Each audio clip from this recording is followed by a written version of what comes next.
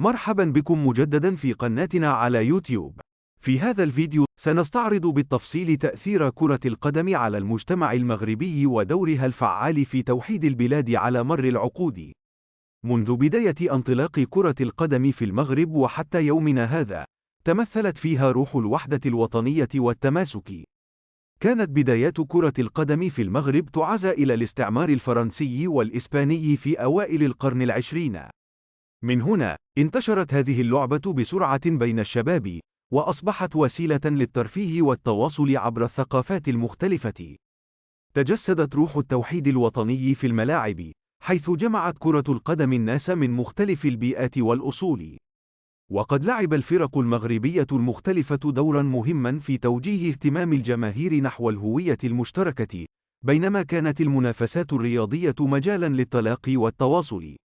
تعزيز الوحدة الوطنية هو مفهوم أساسي عند مناقشة تأثير كرة القدم على المجتمع المغربي. هذا المفهوم يشير إلى الجهود التي تبذلها اللعبة والأحداث الرياضية لتوحيد الناس وتقريب الفجوات الثقافية والاجتماعية من خلال الانخراط المشترك في النشاطات الرياضية. المناطق والثقافات المختلفة. كرة القدم تجمع الناس من مختلف الأنحاء والثقافات. عندما يتجمع الناس لمشاهدة مباراة أو دعم فريقهم المحلي، يتم تجاوز الحدود الجغرافية والثقافية، مما يعزز من الروح التضامنية والانتماء للوطن بغض النظر عن الخلفيات. التفاعل الاجتماعي. الملاعب تكون مكانا للتفاعل الاجتماعي بين الناس من خلفيات متنوعة. يتم تبادل الحوارات والآراء وتجربة المشاعر المشتركة خلال المباريات، مما يسهم في بناء جسور التواصل والفهم المتبادل. الوحدة الوطنية أمام التحديات.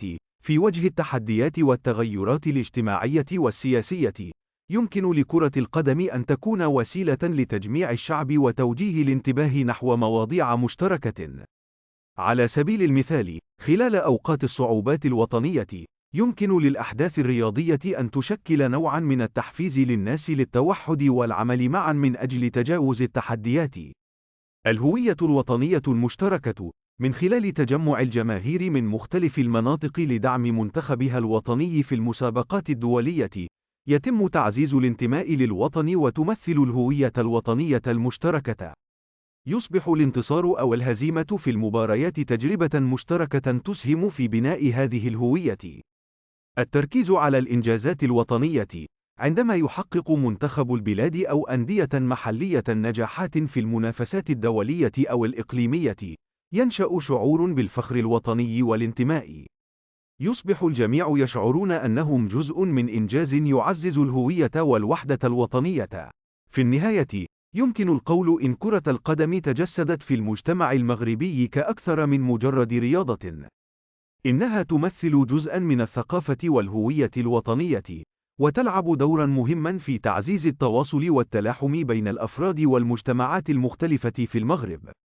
لعب الملوك المغاربة دوراً حاسماً في تطوير كرة القدم.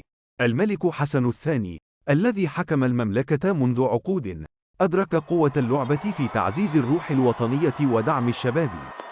وبفضل جهوده، تم إقامة بنية تحتية رياضية متطورة وتعزيز التدريب والبنية الفنية.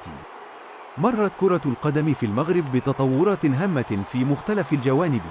تأسيس الأندية المحلية والإقليمية سهل تواصل الشباب وتفعيل دورهم في المجتمع، كما شهدنا ارتفاعاً في مستوى البطولات المحلية والدوريات، مما أشعل حماس المشجعين وأثرى المشهد الرياضي.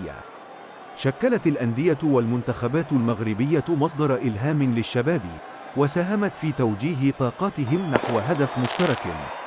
من جانبهم، استفاد الشباب من فرص تطوير مهاراتهم وتعلم قيم التعاون والانضباط من خلال التدريبات والمباريات. الملك محمد السادس ودعمه للرياضة. مع تولي الملك محمد السادس الحكم، تجلى دعمه الواضح للرياضة المغربية. قام بإنشاء مشاريع رياضية كبرى ودعم اللاعبين الموهوبين ليصبحوا نجوما وطنيين وعالميين. تمثلت جهوده في تنظيم البطولات وتطوير البنية التحتية للرياضة. استضاف المغرب أحداث رياضية عالمية، مثل كأس العالم للأندية عام 2013 والعديد من البطولات الإفريقية. هذه الفعاليات لم تكن مجرد منافسات رياضية، بل كانت مناسبات لتجمع الشعب المغربي وتعزيز الوحدة والانتماء الوطني. الختام. في الختام، لا يمكن إنكار دور كرة القدم في تعزيز الوحدة الوطنية والتماسك في المجتمع المغربي. من خلال الملعب والمنافسات والأبطال، اندمجت الثقافات والطبقات لتشكل هوية واحدة تجمع الجميع. نأمل أن يستمر هذا التأثير الإيجابي في السنوات المقبلة. شكرا لكم على المشاهدة، ونراكم في مقاطع الفيديو القادمة.